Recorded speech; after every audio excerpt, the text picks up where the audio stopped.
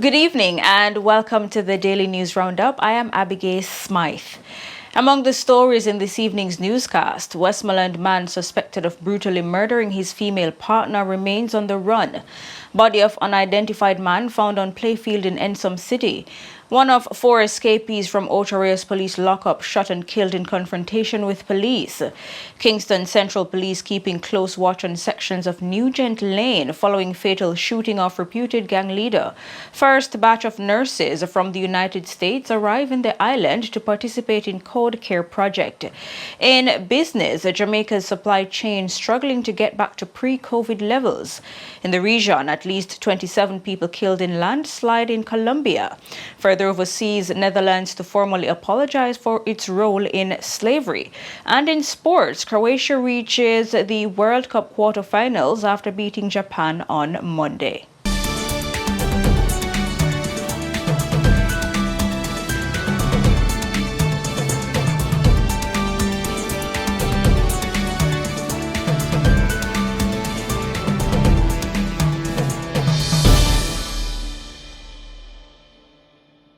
Now for the news in detail.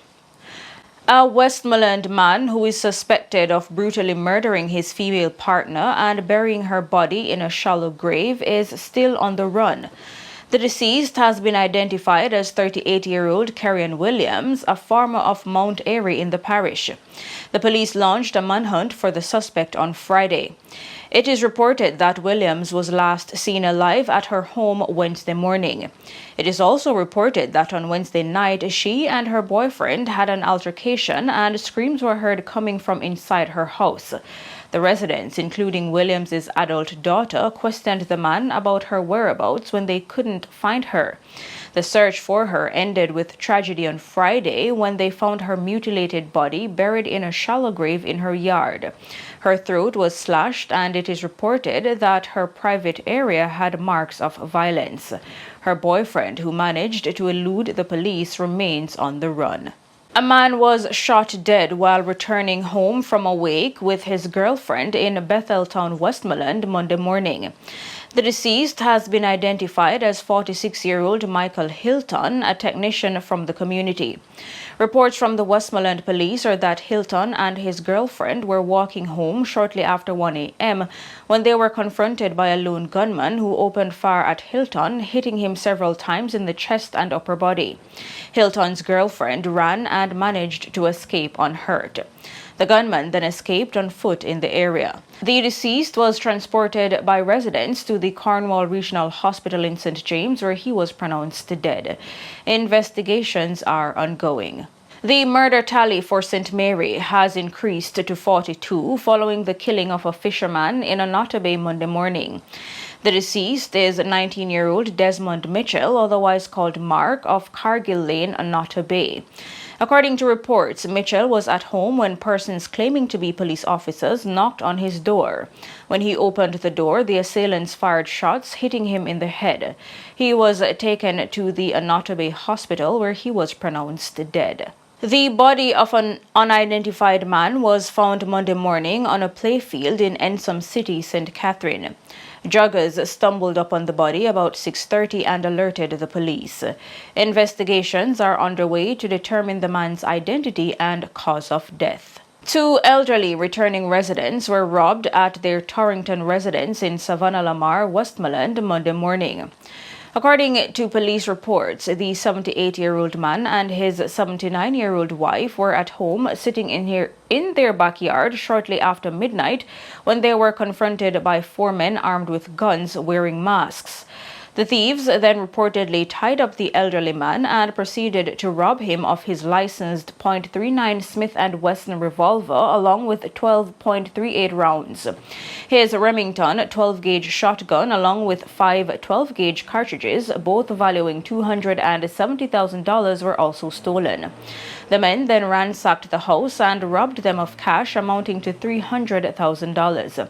The thieves later escaped through a grill at the side of the house, which was observed to be the point of entry. Investigations are ongoing. A Senton chef died in an early morning fire at his home on Sunday. He has been identified as 34-year-old Kevin Hutchinson of Orange Hill, Brownstown, St. Anne. According to reports, shortly after 4, a fire was seen coming from Mr. Hutchinson's home. The fire department was alerted. Assistant Superintendent of the St. Anne Fire Department, Richard Stevens, said 2 units responded. Following cooling down operations, firefighters noticed a charred body in a bed. It was later identified as that of Hutchinson. One of the 4 men who escaped from the Ocho Rios police lockup in St. Anne in August this year was shot and killed in a confrontation with the St. Anne police in Hampstead Runaway Bay on Saturday. He has been identified as 40-year-old Terence Harrell of Claremont in the parish. Reports are that about 5:05 p.m., the police carried out a targeted raid in Hampstead Runaway Bay in search of Harrell, who, along with 3 others, escaped from the Ocho Rios lockup earlier this year. He was in custody after being charged with shooting with intent. The police team was reportedly leaving the area when the escapee was seen along the roadway. It is said that when he was approached, he pulled an object from his waistband and the police took evasive action and shot him. A homemade firearm with 2 12-gauge cartridges was reportedly taken from him. He was taken to the Sentence Bay Regional Hospital where he was pronounced dead. And the Kingston Central Police are keeping a close watch on sections of Nugent Lane and surrounding communities following the fatal shooting of a reputed gang leader on Friday. 35-year-old Kemar Patterson was fatally shot by men on foot along Kensington Avenue in the vicinity of Nugent Lane shortly after 6 p.m.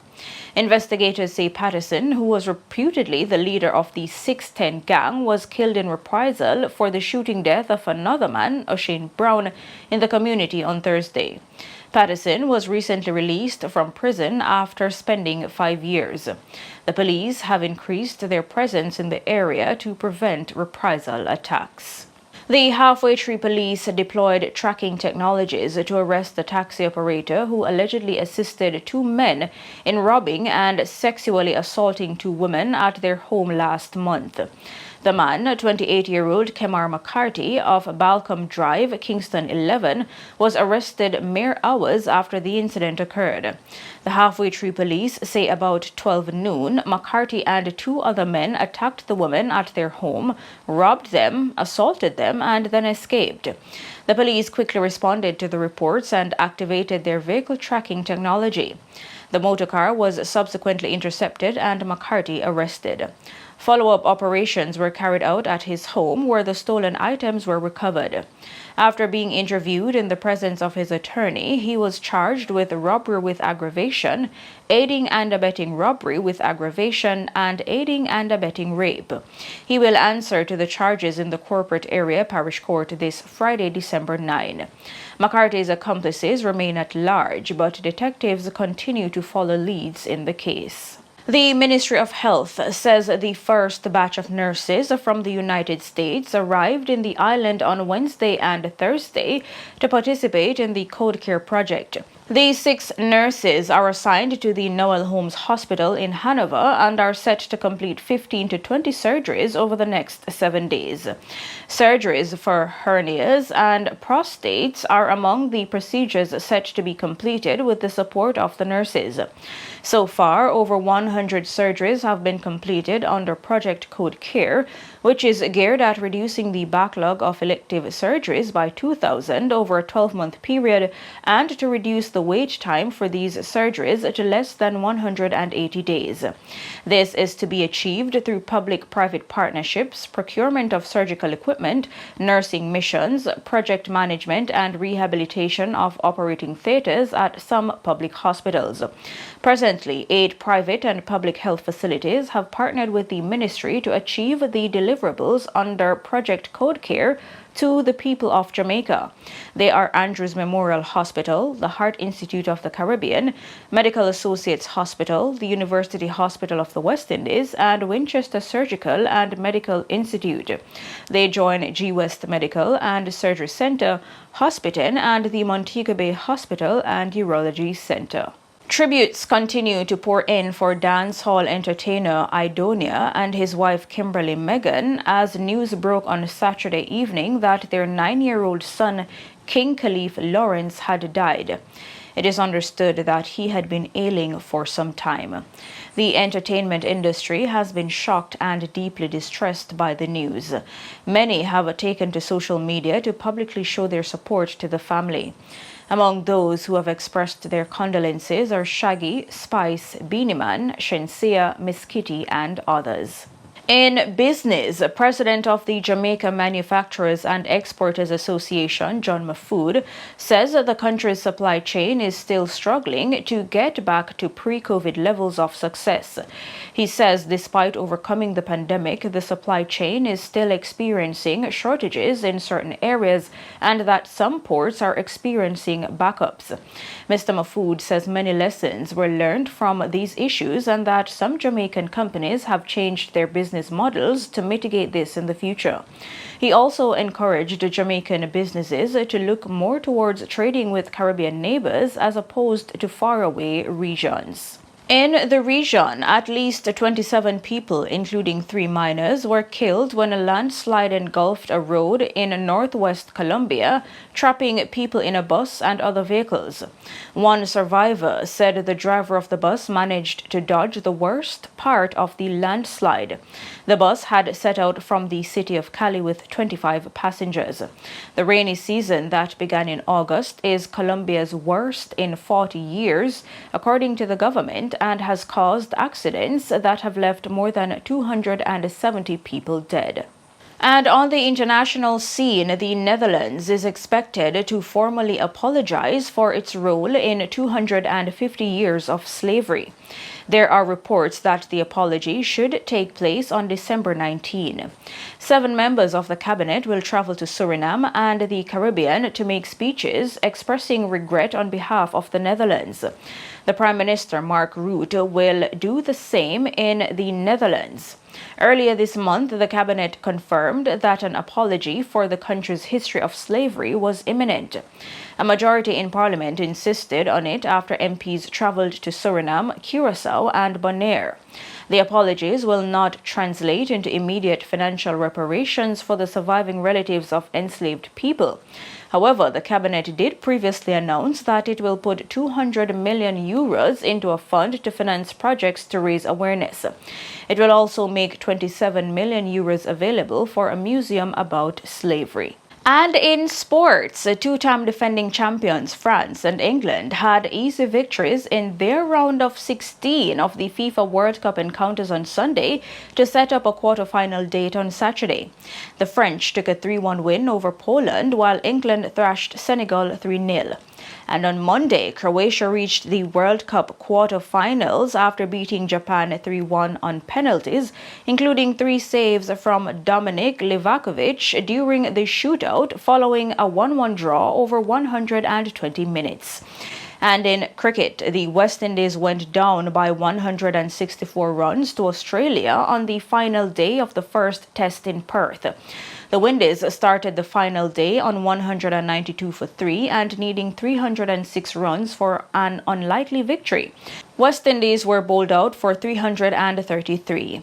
Scores in the match were Australia 598 for 4 declared and 182 for 2 declared, and the West Indies 283 and 333. The second and final test, which will be a day and night affair, bowls off on December 7. And that's it for your news roundup for today. I'm Abigail Smythe. See you next time.